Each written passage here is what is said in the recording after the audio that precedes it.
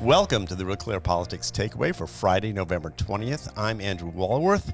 It is highly likely that exactly 2 months from today, on January 20th, 2021, Joe Biden will be sworn in as the 46th President of the United States. The transition is already underway. It is a big and complicated process with surprisingly few rules to guide it. And this cycle, it takes place against a backdrop of a national pandemic and with a current White House occupant who, so far at least, has not accepted that any transition is even necessary. On that note, the Trump team continues its efforts to claim the election, including a press conference on Thursday by Trump lawyers Rudy Giuliani and Sidney Powell, where they provided what they called their, quote, opening statement of how, when the dust settles, Trump will retain the White House for another 4 years. And while all this is going on, the center of the political universe is shifting towards the state of Georgia, where a January 5th runoff election will decide 2 U.S. Senate seats, as well as which party will hold the Senate majority. Joining me to discuss all this are some of my colleagues from Real Clear Politics, co-founder and president Tom Bevan, Washington Bureau Chief Carl Cannon, and we're joined by presidential historian and former White House aide Tevi Troy, who has participated in 2 presidential transitions himself and is the author of the new book, Fight House: Rivalries in the White House from Truman to Trump. So, Tom, let me start with you. Let's talk for a moment about the Trump strategy. Rudy Giuliani was in front of the cameras yesterday laying out the president's case. I'm trying to be objective, but I did watch it and it struck me as a novel approach. Some new allegations were made. What did you make of it? And is this helpful to the president at this point? I think the consensus is that it was actually very unhelpful. That the way that press conference came off, not only Rudy Giuliani, but Sidney Powell, and the accusations that they are making of widespread systemic fraud. I mean, Rudy Giuliani sort of talked about a national conspiracy, and Sidney Powell alleged an international conspiracy, including the Venezuelans and the Chinese and a bunch of other folks. Look, Trump is entitled to his day in court, okay? I don't think any reasonable, sane person thinks otherwise. Wait, I do. Well, you're not reasonable or sane on this subject, Carl. He had his day in court. It's called election. It's called election day. No, come on, give me a break. But they have to come up with proof. They have to actually deliver the goods. And so far, they haven't delivered the goods. And to make matters worse, then they seem to be doubling down, tripling down on this idea that millions and millions and millions upon millions of votes were transferred from Trump to Biden, that were, invalidated, whatever. And so the claims are getting sort of more outrageous as the window for presenting proof is closing. And I think we saw the reaction to that by some Republicans that, and Byron York had a piece this morning in the Washington Examiner saying Republican members of Congress are growing concerned about Trump's legal strategy and where it's headed. So the window's still open, but they better get to it, because if they don't, it's going to close. The reporting is the president still believes he has a shot at this, but it's a long shot. He kind of understands that. And at this point, it's becoming more of a performance art than anything in terms of setting up the idea of a 2024 campaign, bloody shirt campaign, where he's going to go around the country and say, look, this election was stolen from me, and I'm running again to right the wrong that was done to me and to the 75 million people that voted for me. Carl, does this have any chance of working out to the president's benefit in your view? Well, look, in all seriousness, what Tom said is right. Sure, it has a chance if they come up with real evidence and they present it in court quickly. But the American people are going to lose patience with this. And you know what? I don't believe that most of the people who voted for Donald Trump want him to fight this just to fight it. There's a poll out with 70% of Republicans don't think the election was fair. But that number will go down in the absence of voting. When Sidney Powell, a lawyer who I've respected, says that millions of votes were changed by an algorithm, and then refuses to even go on Fox News and talk to Tucker Carlson about it, or cite proof, or even show her source for that, it begins to look like the gang and wearing tinfoil hats who used to be outside the White House when Reagan was president in Lafayette Square. They wear the tinfoil over their hats so that Reagan wouldn't read their thoughts. I mean, that's the territory that they risk going into, and I don't think they want to go there. I know I don't think the Republican senators want them to go there. And so I'd say a few more days, Andy, not weeks. Tevi, you're welcome to the program, and you are our historian. When you look at this from a historical perspective, is it unprecedented? How have these transitions gone in the past, and how does this one compare so far to the ones you've studied?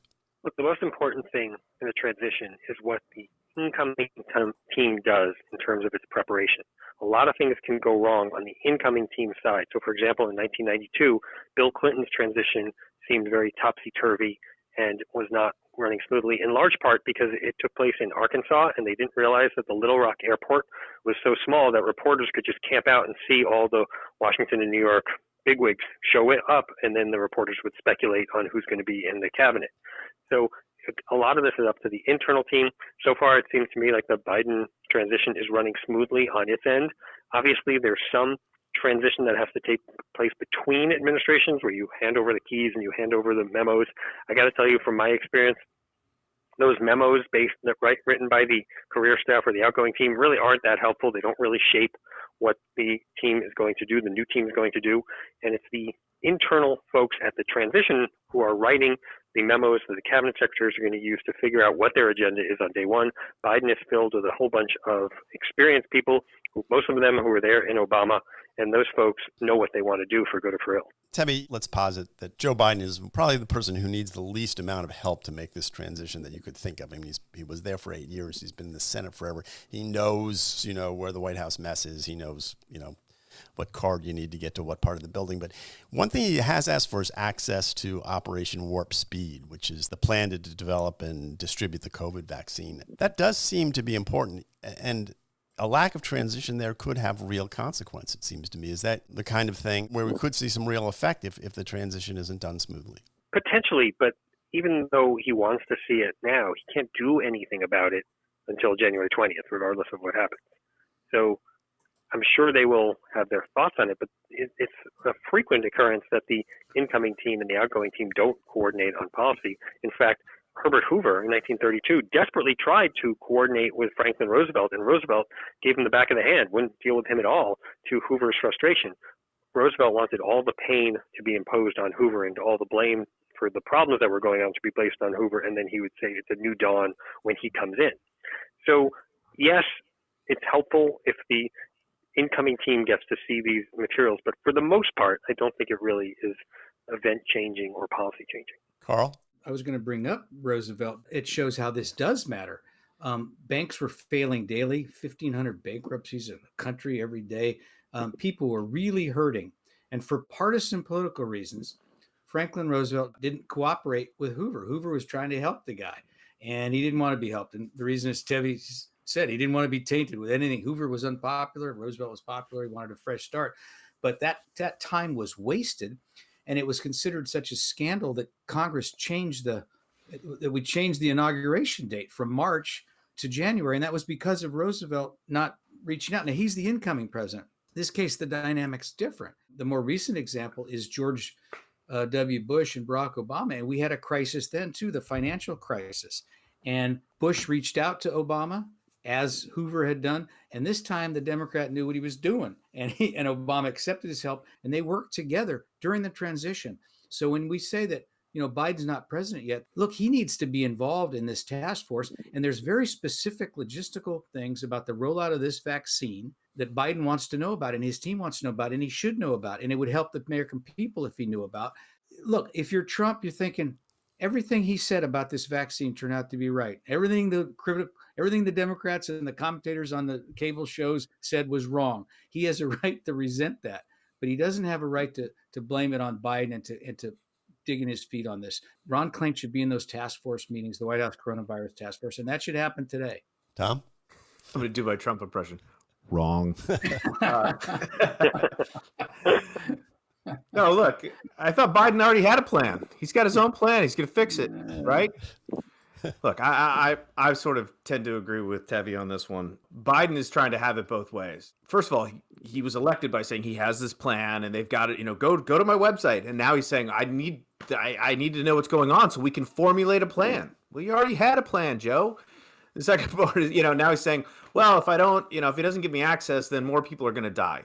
I think what he's trying to do there is do a little bit of the FDR, which is to say anything that happens between now and then that's bad, between now and the time I take office that's bad, is on Trump. And at the same time, I think he's also going to try and take advantage of anything that's possibly good, like the rollout of the vaccines. I don't think you're going to end up seeing next spring the Biden administration giving the Trump administration a whole lot of credit for the vaccines or for Operation Warp Speed. That's going to go down the memory hole pretty darn quickly. So a lot of this is about politics and positioning. I'm not sure how much it's going to actually matter when, sort of the rubber hits the road. I think that this vaccine is going to get distributed as quickly as possible, regardless of who's in charge. And I don't think, what's going on right now is going to have a significant impact on that one way or the other. I think Tom raises actually a really interesting point here when he talks about warp speed. One of the ways that the Trump administration accelerated the development of the vaccine was by pushing through a usually slow regulatory process, by breaking from China, by saying we're going to get around this red tape.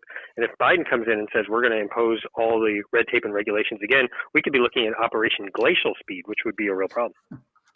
Do you really think there's a possibility that Biden would somehow slow walk the vaccine at this point? Well, Andrew, I don't think he's going to slow walk this vaccine, but there are other new therapies. Right? There are other new therapies that we want to move very quickly forward on. And so I think that is a concern going forward. Also, I think that there's a date certain on all this, right? The electors are supposed to meet in early December, and then assuming that this all goes through, which I think is going to, he will be the president-elect, and he will, and I think the Trump administration will have to cooperate at that point, and I think they absolutely should cooperate at that point. But there's a process going on. Just because they have bad legal filings doesn't mean that they don't get their day in court, and even embarrassing legal filings get their day in court, as we're seeing. I would also add, as Tevi mentioned, I mean, obviously when the Electoral College meets and Biden is voted and selected as the president-elect, a lot of these states are certifying their votes like today, tomorrow, Monday, Tuesday. This is all happening pretty darn quickly. And so once those certifications take place, it becomes even harder for Trump to argue that those votes somehow are not legal, not valid. Those vote counts need to be overturned somehow. So the window is closing pretty darn quickly. They need to get whatever evidence they're going to produce, they need to produce it now. So, Tevi, have we gotten better at presidential transitions over the years, or is it just depend upon the personalities involved? And is it harder when you're going from a Democrat to a Republican or a Republican to Democrat? Bush took over from Reagan, for instance. Was that an easier transition than when you're moving from one party to another? That was actually a hard one, in part because the Reagan team was more ideologically conservative, and the Bush team was less so. In fact, a Bush transition official said, our people don't have agendas, they have mortgages. And they got rid of a lot of the Reagan people and led to some bad blood. There was also a rough transition between Nixon and Ford, and the Nixon people didn't want to cooperate with the Ford people and sometimes even prevented them from getting access into the White House. So it's not necessarily the case that between parties are smoother transitions. But you raise a really good point about, are we getting better or are we getting worse? I would say we're getting both better and worse.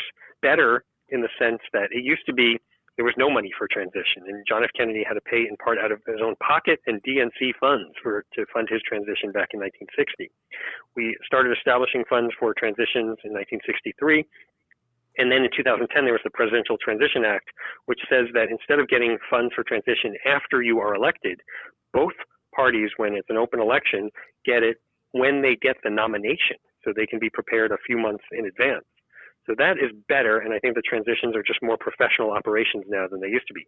I think it's worse in the sense of the stuff that Carl is worried about, in that if you have a president who is going to grumble about the election results, and it's not just Trump, but, the Hillary folks for 4 years said that Trump's election was illegitimate. And then, Gore contested the election in 2000. Obviously, that was a much closer deal. But if we have a sense as a nation that any election that is close is illegitimate to the other side, then you're going to have a lot more of these truncated transitions that start later. So we've done a lot of work at professionalizing transitions so that they're better, but I think the overall political atmosphere is worse. Carl, does that track with your view? Yeah, and the other thing is that as Washington's become polarized and the two parties have dug in on everything, you remember, people forget this, but during Donald Trump's transition, he made some appointments. And then right after the inauguration, General Mattis was confirmed for Secretary of Defense. And it wasn't a straight party line vote. About half the Democrats voted for it, including Chuck Schumer. Hundreds, I think maybe even a couple thousand demonstrators came to Schumer's house and demonstrated and threatened him because, Schumer had done the only constitutionally responsible thing imaginable. He had allowed the president to fill in his cabinet with a much respected Marine general named Jim Mattis. Schumer seemed taken aback by it. He got the lesson because he turned around a couple of days later and voted against Elaine Chao as the transportation secretary. She was not only perhaps the most qualified transportation secretary in history, and an Asian American woman. She was the wife of Mitch McConnell, and Schumer voted against her confirmation. And why McConnell wouldn't see that as a provocation? Why all the bad blood in the Senate is blamed on McConnell is only due to selective amnesia. This is part of the transition problem as well. As Tevi was pointing out, if half the country doesn't accept the election as legitimate, that translates into not even letting the person form his government, not even letting the new president have his cabinet, let alone his judicial appointments. This is dangerous territory, and we've been easing into it gradually. And so in that sense, the transitions are fraught for the same reason our politics are fraught, which is hyperpartisanship. Tom? Well, it's a nice segue into a discussion about Georgia because I think Georgia has a lot to do with this. And including Biden's cabinet will depend on what goes on in the state of Georgia on January 5th. So, let's talk about Georgia. We've got two runoffs there. There are two Republicans, Kelly Loeffler and Dave Perdue, and they're facing off against Raphael Warnock and Jon Ossoff. Tom, we've talked about this before. You were reluctant to talk about the polls in Georgia last week. You said that was a little too soon, but I'm wondering if you've got any updates on the polling. Well, no, we do have some polling data out of Georgia that suggests that these races are going to be close. And, Sean Trendy wrote a piece for us earlier in the week. The title of the piece was, "Are Republicans Really Favored in Georgia?" We have another piece that's leading the site today by Matt Towery, who's a pollster, runs Insider Advantage, and is from Georgia. He polls that state. He's very accurate in Georgia. He's been a member of the GOP there, the government, and he sees this race, both of the Republican incumbents, as underdogs at this point, slight underdogs. Which, the conventional wisdom is that Georgia's a red state, that in an off-date election, in these sorts of runoff situations, the state has sort of reverted to its quote-unquote factory settings, and Republicans will turn out and Democrats won't, and they'll win these things going away. But there is growing evidence that the blue shift that took place in Georgia is not illusory, is not going to just vanish and disappear, because both sides are investing an awful lot of time and money. And Stacey Abrams has already suggested that 600,000 people have applied for absentee ballots or mail-in ballots, and so we're gonna rerun the election in Georgia and test the proposition as to whether the machine that Stacey Abrams built, which delivered the state to Joe Biden by the thinnest of margins, can repeat that. And I have every reason to believe that it's going to be very, very competitive, and that it's going to come down to turnout in the suburbs in particular. Republicans only have to win one. They got 50% will get it done for them. But, especially given how partisan everything is, are there really going to be a bunch of Democrats who turn out and vote for Jon Ossoff, but not for Warnock, or vice versa? You'd think that Democrats are going to turn out and vote for both, or vote for neither. Republicans are going to do the same thing. So it's an all or nothing thing. I think Democrats are either going to win both or lose both, and they're either going to have control of the Senate or not. But don't you think the Warnock problems, all the problematic quotes he said and his really, really questionable behaviors in the past will be a weight on Ossoff, if that is correct, if they're going to be for or against both? I think Warnock's going to be kind of a heavy burden on Ossoff.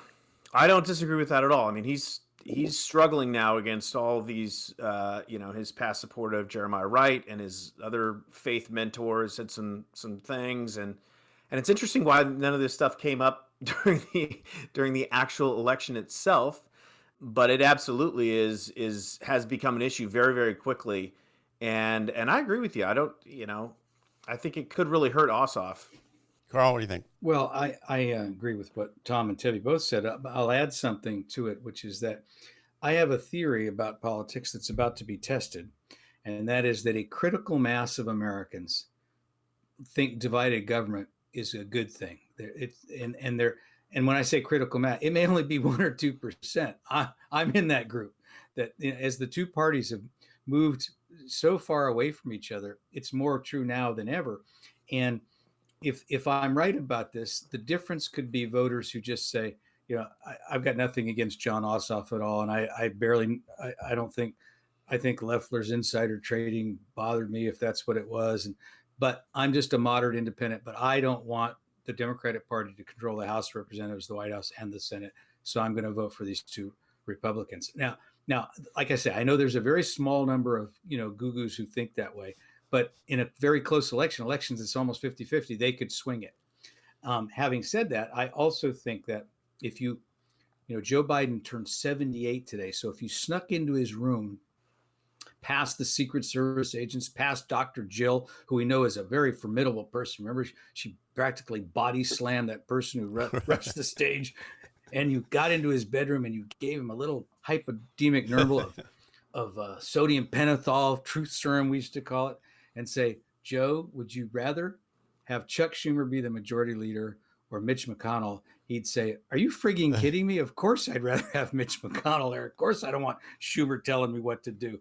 And AOC will think she's going to tell Schumer what to do. So I actually think it would be in Joe Biden's interest, as to if the goal is for him to be a successful president, to have to negotiate with the other party and have the Senate be a moderating influence on Democratic Party policies. Tom, some people are saying that the president's effort to overturn the vote count in these states is drawing energy away from what they think is a more important, or at least more viable goal, which is winning those two Georgia Senate seats. Any validity in that argument, or is that just too clever by half? Might be. I mean, it's hard to tell how all this is going to play, right? The fact that, these voters, who many of whom turned out to vote for Donald Trump, are they going to just lose interest if he's not president? I mean, again, this vote takes place on January 5th. The Electoral College will have already met, and so Donald Trump will either, still be president or not. Most likely not. And so do they just throw up their hands? They're disgusted with the whole thing. Do they recognize and are motivated by Republican pleas about the stakes in this election and the need to have divided government, as Carl said, and that energizes them? I don't think we're going to, I think it's probably too soon to tell. I don't know. I mean, I suspect that the red team and the blue team, see this ball at the 50-yard line, and they're both going to fight very hard for it. But it could be that some folks are turned off. It could be that some Democrats are turned off. They voted to get rid of Trump. That was the goal. They got it. And so, maybe they don't really care to turn out on January 5th to vote for two of these Senate candidates. We'll have to see. I think I don't know is the answer to your question, which is not, it's not a popular answer these days from the quote unquote experts, but it is an honest one. Okay. Well, Tevi, we just got a few minutes left here, and just because you're a historian and because I get asked this occasionally, given all that's going on with this election, and when you put it in sort of a deep perspective, are you more worried about American democracy today than you were 6 months ago or a year ago? Or is this, this has been a big election. A lot of people turned out to vote. Yes, it was closely divided, but, in some sense, it was maybe viewed as a sort of triumph of democracy in the long run. I mean, the people voted and we had an election. What do you think? So I fundamentally believe in American democracy. I believe in the American system, and I believe in the cause of freedom going forward. I am worried more than I have been in the last year or so. Andy, you and I both have the same mentor in Ben Wattenberg, who believed in this kind of inexorable march of freedom. And I think through most of our lifetimes, it was going in that direction, not just in the U.S., but outside. You're seeing a move towards authoritarianism, which does worry me. We thought that China was going to go in a democratic direction. I know Ben thought that, and it obviously hasn't. So I do have larger concerns about the democratic enterprise, even though I fully believe in it, and I'm going to work to my dying day to keep advancing it. That's great. Well, I appreciate that. It's always nice to have a historic view, even if it's not totally optimistic. Usually Carl has the last word and says something optimistic about America. Well, I'm about to. If if Tevi Troy is working till his last breath to accomplish something, I know Tevi, I know his work. I'm now suddenly more optimistic about the future of democracy than I've been in years. So God bless you, Tevi. Tom? That's a great compliment. Thank you, Carl. Tom? Do I get the last word? Sure, why not?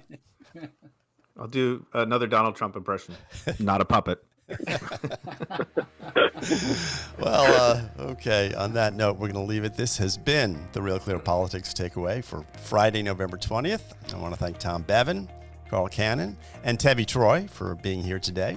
If you want to find out more, go to RealClearPolitics.com. And just a note, we're usually here in some combination on Tuesdays, Thursdays, and Fridays. We're on video. Sometimes we're on audio all the time. So look for us on your favorite podcast platforms. And as ever, thank you for listening. Until next time, for Real Clear Politics, I'm Andrew Walworth.